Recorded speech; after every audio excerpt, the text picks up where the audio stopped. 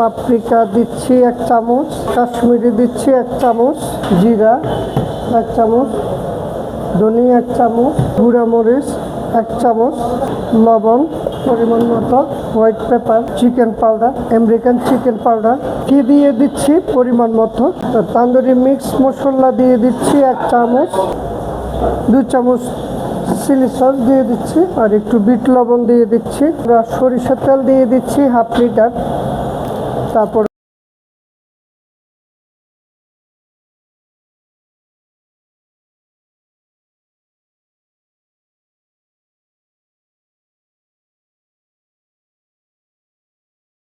দর্শক, আমরা এখন যে তান্দুরি চিকেনটা মেরিনেশন করলাম আপনাদেরকে যে এই মশলাগুলো দেখা যাচ্ছে। দর্শক, আমার ইউটিউব চ্যানেল আপনারা সাবস্ক্রাইব করবেন, আপনারা লাইক শেয়ার কমেন্ট করে দেবেন। দর্শক, আমি শেফ ইব্রাহিম, আসসালামু আলাইকুম। ভালো থাকবেন, নতুন নতুন ভিডিও আপলোড করতে যেন পারি আপনারা দোয়া করবেন। ভালো থাকবেন, সুস্থ থাকবেন।